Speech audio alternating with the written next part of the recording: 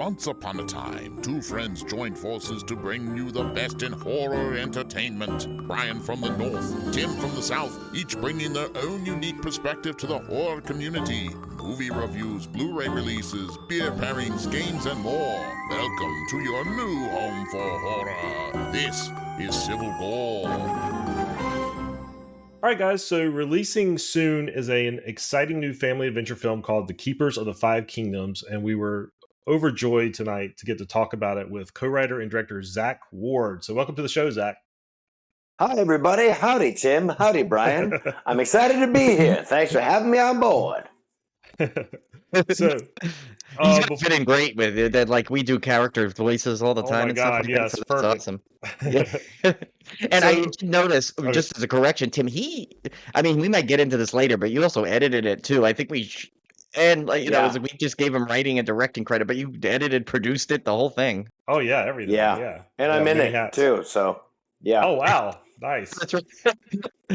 So Zach, could you let our listeners know a little bit how you got started in the industry? I just want to give you a chance to do like a quick well, intro. your listeners might know me best as Scott Farkas from the American film classic A Christmas Story, where I played the world's most beloved bully. I'm the guy you like to watch get the crap beaten out of him every single Christmas. Yes. So yeah, they'll know me from when I was a kid, usually from Titus, the TV series Titus is the character of Dave, Transformers as Sergeant Donnelly, Freddy versus Jason, Resident Evil Apocalypse, Almost Famous, Trade.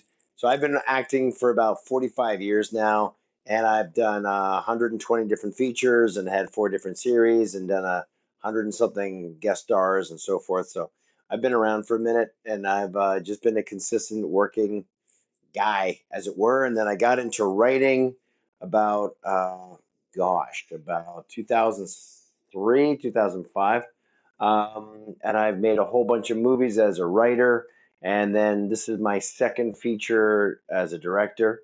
And I've produced about 5, 6 of them. And my business partner and I, my business partner is Ace Underhill, and we run a studio called Brilliant Screen Studios here in the San Fernando Valley of beautiful Los Angeles. And a couple of things, I guess. Yeah. Just a few. Yeah, just a few. Just a handful of credits there, right? Of course, we have to discuss it because Tim and I are both huge fans of A Christmas Story. In fact, that has been a tradition in my family. Now, I'm a Jewish family here, but my stepmom is Catholic, and so we started celebrating Christmas and watching A Christmas Story. And no joke, was a tradition every Christmas Eve. My brothers and I, we would watch it. We'd be hysterical laughing. Definitely meant so much to me. So we have to ask you though, what was it like, of course, like being, and we'll of course get into your latest project, but we had to ask about this.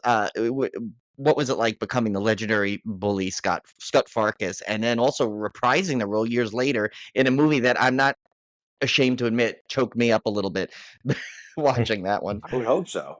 All right. So I was a kid. It was my first feature. I'd done commercials. My mom's an actress, so I'd been on film sets, and I loved the process, but I had never been in a movie before. And when we shot it, I guess the best association I could give you is like sleepaway camp, but in the wintertime, in the sense that you've got a bunch of other kids there. You have activities like shooting a film that you have to do. And at the end of it, you go home and you go to bed, and then you do it again the next day. It was a lot of fun. There's lots of experiences that I always treasure, but nobody had a clue that it would turn into something that would have such a long reach and become so cherished in Americana. So it's something that we never expected and didn't take for granted. Then when it came to shooting the sequel, that was fantastic because you did know that it was a moment in your life. You knew not to take it for granted. You knew to really dig in and be present to the experience, knowing how rare it is that any movie gets a sequel that's not some massive franchise like Star Wars or a Marvel Universe or Harry Potter. It's some incredibly huge IP. But to have a movie become so popular, a low-budget indie film becomes so popular and beloved, that it's listed as one of the top 100 most important pieces of cinema in American history from the last 100 years. that it's inside the Smithsonian Museum to the point that the character is considered a national treasure, and then have the audience so faithfully loyal to the story and the characters that studios at the level of Warner Brothers and Legendary decide to make a sequel with the original cast. None of us are Tom Cruise. None of us are giant names that can guarantee sales. So the point is, the movie was made on the hearts and the love of the fans, and that you knew that was something that's just crazy rare. And then getting to make the film, and as you said, Brian, uh, it choked you up, and I would hope so, because that film was made for the people who grew up with the movie. Although the sequel is something that maybe you could show it to kids and they might like, I guess. They're not going to connect to it, or not on the level, because I don't think this is much of a spoiler, but the old man, he passed. And just like my father died last year, and everybody's father's going to die one day. That's why you celebrate Father's Day, to celebrate the people you care for. But that's real life. And that was what I thought was so precious and beautiful and honest about both films. There's no magical elves. There's no ex machina coming in to save the day. It's just real people dealing with real issues and coming together to solve a problem. And I think that is Americana. So it's a treasured experience in my life, as you can tell. And I'm very, very grateful to have had this small part of it. I absolutely love the sequel, and I'm a huge fan. I've watched that movie every Christmas since I can remember. I grew up with it because I was Ralphie's age when it came out, and I thought the sequel, it's always scary seeing a sequel to a movie that you love so much, but it was such a love letter to the fans of the original that I just enjoyed every minute of it, and it will go into the rotation now, as I'll be watching those back to back every Christmas because it was so well done. And I'm so happy that you still embrace that character, even though you did that as a kid, that you still embrace that character, and you do. I know you've done some work with the Alzheimer's Foundation, which I think is great, and you've used Christmas Story to do a lot of other good things in the world. Yeah. On that note, thank you. But also, my father had Alzheimer's, and that's what instigated my involvement in using Scott Farkas to raise money for charities. Before that, I'd done the bully prevention programs across the country, and then when my father was diagnosed with Alzheimer's, it seemed like a natural progression to try and help out where I could, because that is a disease that leaves you feeling relatively useless. But yeah, thank you. I'm very grateful that the film turned out to be as good and as fun as it was, considering that most sequels suck. So. So, being a horror podcast, Zach, we of course wanted to mention you got a lot of great horror cred with roles in Freddy vs. Jason, American Horror Story, Friday the 13th, the series. Were you always a big fan of horror movies, or is that something Oh, you just kind yeah, of fell yeah, yeah. into? When I was a kid, my older brother showed me Phantom of the Paradise, and that scared the living Yeah. crap out of me. Oh, I love that If you movie. guys don't know Yeah. that, I mean, that movie is fantastic, but so bizarre. Oh, He yeah. also showed me, what was that? Oh, Easy Rider, and the end shot where the hillbillies come up and he's got that goiter on his neck, and they shoot him. Just those shocking moments. I always loved horror. I mean, it's always been fun to cover yourself in blood and play dead. It's a good time. And apparently, people love killing me. So if you looked at my career, I died almost more than Sean Bean, I think. So I'll keep at it as long as they hire me. Well, I mean, that's from what I hear is like anyone we know that's been in a horror movie, they love, if you're not going to be the final girl or final guy in there, that's what everyone wants. Is how are they going to die in it? Yeah. It's like, Yeah. Yeah, it's fun to do.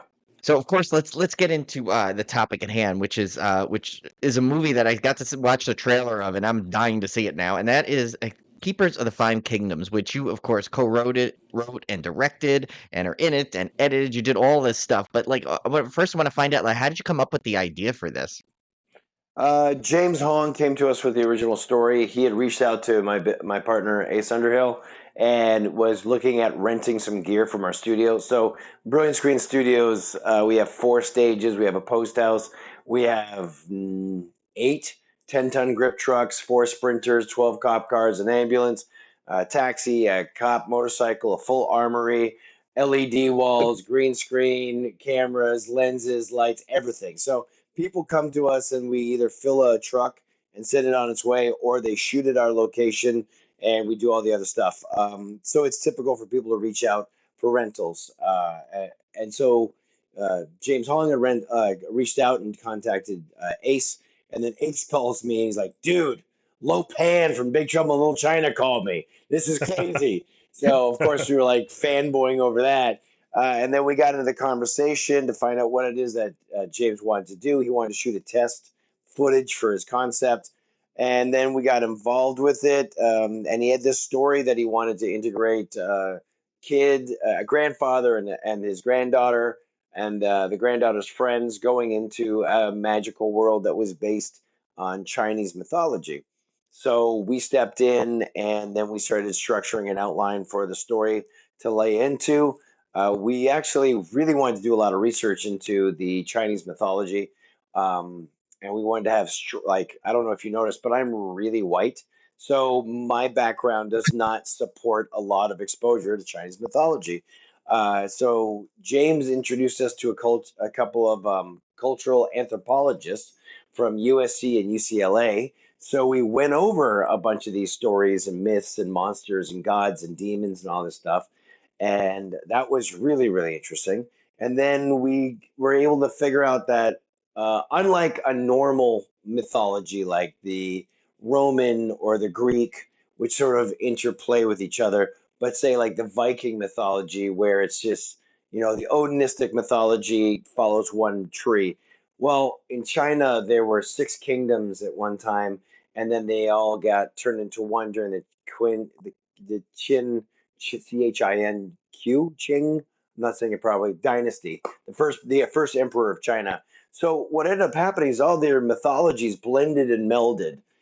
So a god of getting drunk on the East Coast would be a woman, and on the West Coast would be a fat dude, and it would be the same god, but with a different name, but a different manifestation from a different. So it was very all over the place, which allowed us to sort of base it similar to the Thor mythology from Marvel, which is the idea that this is a real universe, a real world, and you mere mortal human beings are just making up stories based upon what you saw, if that makes sense.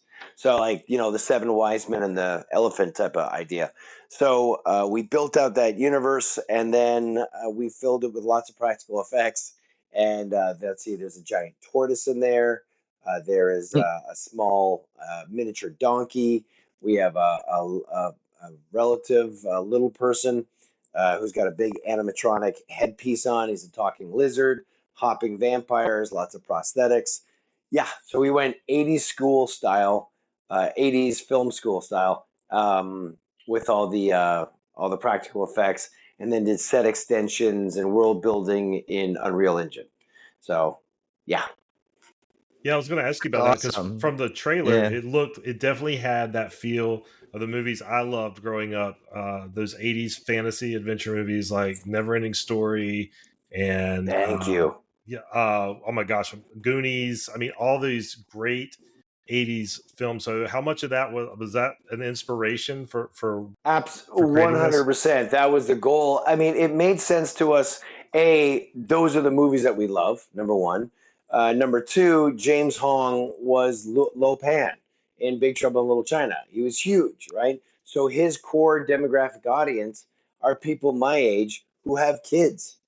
So the idea is you want to bring both of those together in a film that the parent can watch with the child, and everybody's enjoying it, as opposed to one, having to suffer through a piece of crap that the other person doesn't like.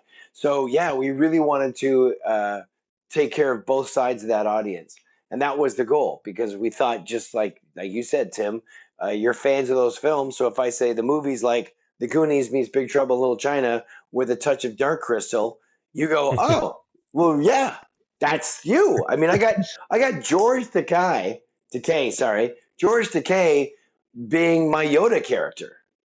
What? Oh my God, that's That's awesome. That's awesome. awesome. Dude, I got to direct George Takei, dude. It's insane. It was awesome. So yeah, I got to, it was that exactly that, Tim, living out that fantasy. That's great. That's great. Yeah, actually, when you said that, like, I pictured Tim and I as that. I don't know if you see that, like, that GIF where Spanky from Little Rascals is throwing the money out the window. That's what we do. We like throw money. Okay, so we need to see this. Whatever. Like, Dude, we're I think in you're when you say really that. gonna like it. I think you're really gonna like it because it's, you know, I wanted Bob Clark to be proud of me. I wanted, if Bob Clark was still alive, I wanted him to see this and be like, my goal was to make a movie that the was timeless enough that in 10 years you could watch it and it would hold up. And because the story value is strong enough, the relationships are strong enough, the the effects, although you're always going to have a varying change in digital and CGI. You look at practical effects, and there's even looking at the Dark Crystal when the Skeksis are insane. But as soon as you get over that, you're caught up in who they are, and you go on the journey with them. And that, as opposed to bad CGI, where right away you're like, I don't want to watch that. I'm done. That's outdated and stupid. It's got no style. It's heart. It's soulless, right? So I wanted to do that perfect combination, just like they did in Mad Max Fury Road, where everybody says it's all uh, practical, but there's a lot of CGI blending in there as well. So my fingers are crossed. People will like it. I did everything I could with what we had, and it makes me laugh and it makes me smile. So I think they'd be proud. Yeah, yeah, definitely from the trailer you can get that vibe. Like you see a lot of the practical stuff. You see the cool effects and everything. I mean, was there any challenges you faced trying to capture what you wanted from that? Were there any challenges? Yes, all of the challenges were the challenges. Like, how we don't have enough time, brother. Like, you have no idea how difficult it is to make anything work without a Marvel budget. And like, this is an indie film. This is an indie movie that, when James Hong came to us, our goal was to make a film that would be worthy of his legacy. The man is 95 years old, dude. And you don't want to piss on a 70-year career and be like, whatever. But if you're not given tens of millions of dollars, and that's usually what fantasy films are budgeted at, it's really hard. It's really hard. So yeah. If you like it, I'm really glad. Yeah. I can't wait to watch it. And yeah, and like he said, like James Hong, I mean, like who doesn't know him? It's like he's so generational that he's immediately going to pull the appeal in for that. And then so it's like I can't wait to watch it. Just because it seems like you have all the stuff that I know Tim and I like. We're big fans of mythology. We love like even like whether it be a cryptid or a cultural mythology. It's like Tim. Right. That's our appeal right there. Yeah, well, that's what we got to make. It's a brand new universe that no one's ever made before, not based on a book, not based on a comic book, not based on a video game. It's just out of scratch. So there you go.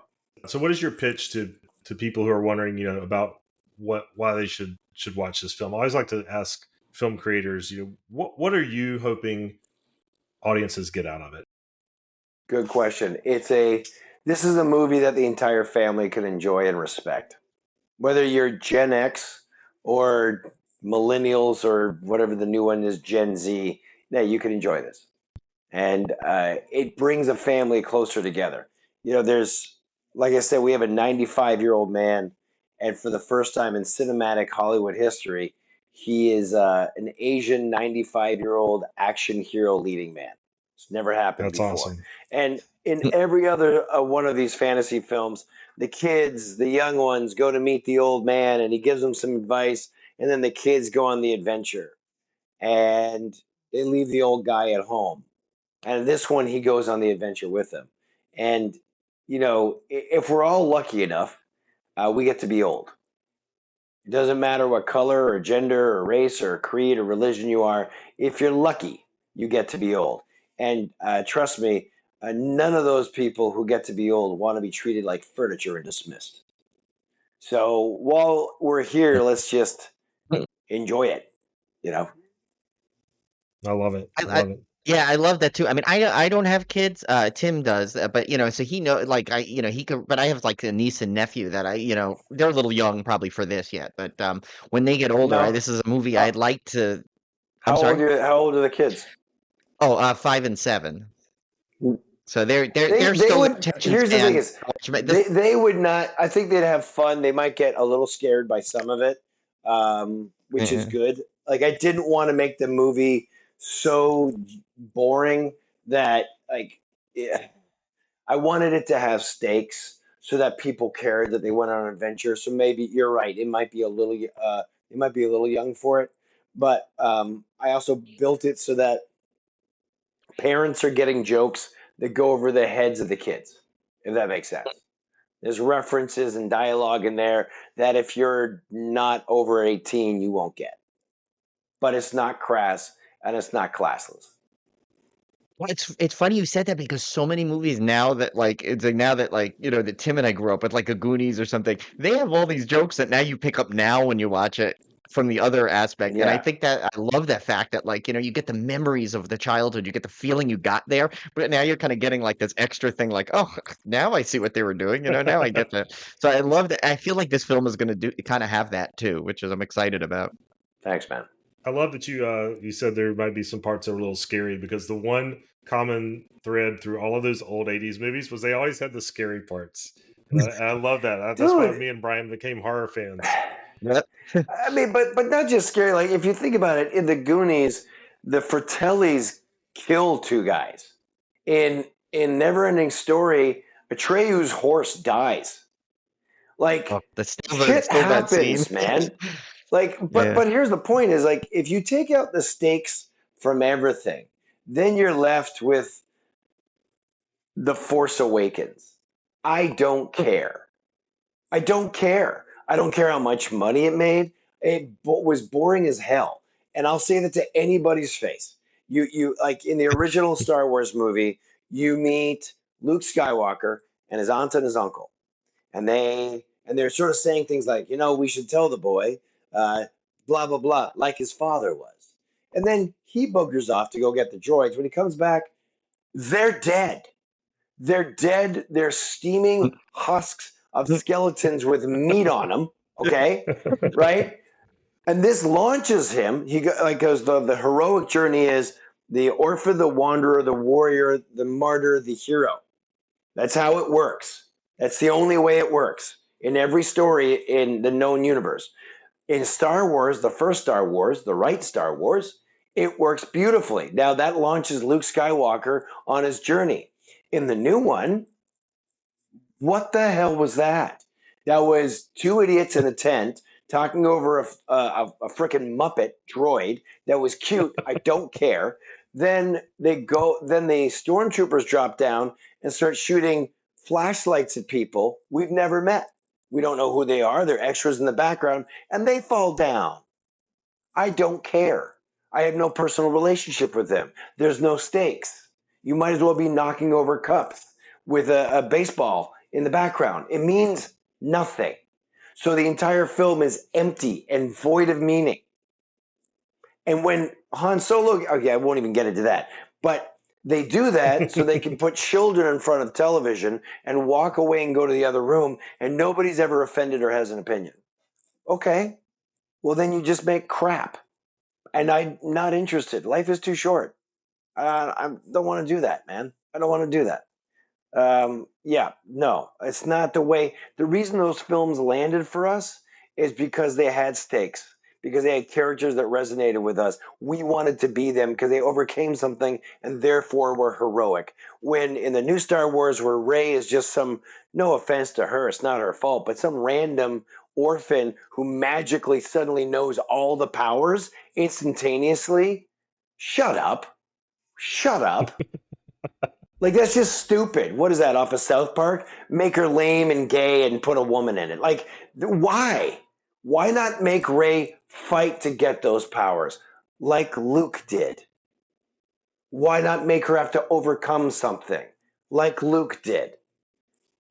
That's what people enjoy, because that's what our real lives are like. They're crappy, and if you work really hard, you can make them better. And that's inspiring. Being born with a silver spoon or silver lightsaber up your ass doesn't make you special. It makes you entitled and annoying. So that's my opinion. Sorry. No. So I was going to say it's an interesting thing to to kind of, especially with all the horror movies Tim and I see. So many times there's most characters expendable, but Tim and I've been finding too that like some of the horror movies where they actually take the time to develop really interesting characters, adds the stakes to where you don't want to see them necessarily killed off so fast. When Yeah. so many slashers you watch, they're all done. But there's now have been like this, I'd hate to use that term. There's this tease about an elevated horror, but it's true. Now you don't, not sure about like of all these characters that are always expendable. You want to see them a little bit more, and we've noticed that a lot lately, where a lot of people have been doing that. You're making the, like, as you said, the stakes are higher now, and it's I think you have to do that because it's funny when we were kids. I don't think we realized that's why we like something like that so much. It's like we just were Yeah. drawn to it, but now you realize you're like, wow, there really was stuff that was like it was scary. Like I still remember a funny quote, real quick, not to get totally off subject, but I still remember when I was watching it was Empire Strikes Back, when it first came to home video. I was over the neighbor's house, and my friend's younger brother was getting a little nervous about at the end of Empire, and his older brother at this time says, "Oh, he goes, what are you so worried about?" And his father came in. He goes, "Hey," he goes, "I remember you. You were crying in that theater. You were afraid, like, of Luke was going to die Right. there. You didn't, so don't tell me that now you're going to give your younger brother like all this like crap when he like Right. you felt the same thing in the theater, So Yeah. Oh, I Yeah, that's love that. cool. so where can when is it coming out, and where can everyone see it? Because I'm sure now I'm going to be telling everybody about it, so I want to be able to tell them where they can see it Thank you.